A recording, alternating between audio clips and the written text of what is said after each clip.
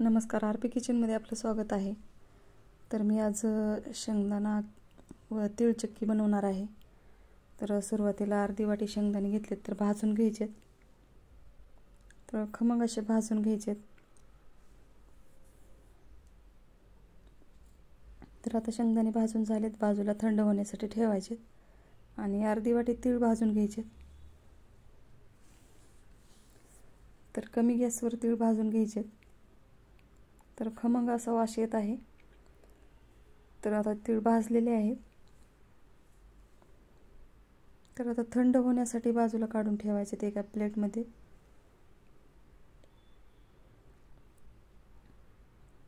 तर आता थंड झालेले आहेत. तर सुरुवातीला शेंगदाणे वाटून घेणार आहे. तर शेंगदाणे बाजूला काढून ठेवायचे, वाटलेला कूट, आणि तीळ वाटून घ्यायचे.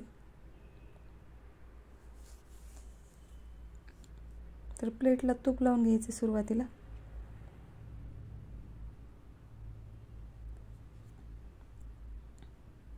तर तीळ पण वाटून झालेले आहेत. तर आता चाचणी घ्यायची गुळाची. तर गॅसवर कढई ठेवली आहे. 1 चमचा तूप टाकायचे.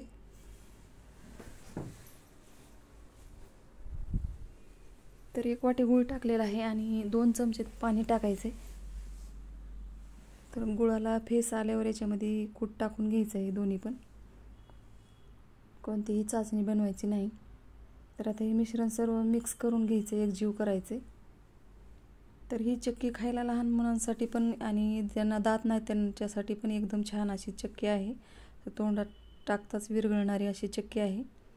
तर मी कमी गॅसवर असं मिश्रण थोडंसं परतत आहे. तर आता गॅस बंद केलेला आहे. तर बघू शकता एकदम असं घट्टसर होत आहे. तर आता तूप लावलेल्या प्लेटमध्ये मिश्रण ओतायचे.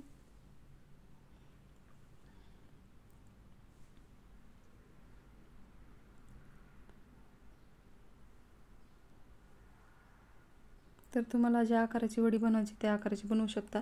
तर मी थोडीशी जाडसर ठेवणार आहे. तर अर्ध्या प्लेटवरच मी पांगवून घेणार आहे. तर अशा वाटीला मी तूप लावलेलं आहे. अशा पद्धतीच्या वाटीनं असं एकदम असं मुलायम करून घ्यायची आहे वडी. तर त्याच्यावर मी थोडेसे तीळ टाकणार आहे. तर काजू बदाम पण टाकू शकता तुम्ही. तर अशा पद्धतीने एकदम साफ अशी वडी तयार केलेली आहे मी. तर आता 10 मिनिटांना थंड झाल्यावर थोडंसं कोमट झाल्यास बताईने कट करून घ्यायचे. तर जास्त थंड झाल्यावर कट करता येणार नाही, त्यामुळे मी थोडंसं कोमट आहे. तर वडी पाडून घेणार आहे.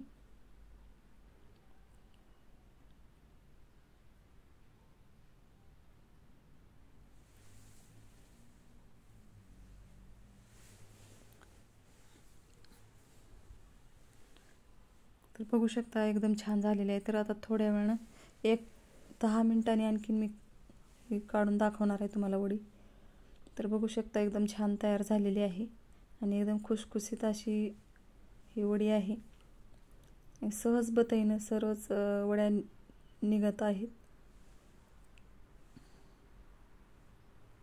तर तयार झालेली आहे एकदम छान अशी वडी तिळाची आणि शेंगदाण्याची. तर लहान मुलांना पण द्यायला एकदम छान अशी पौष्टिक अशी आहे.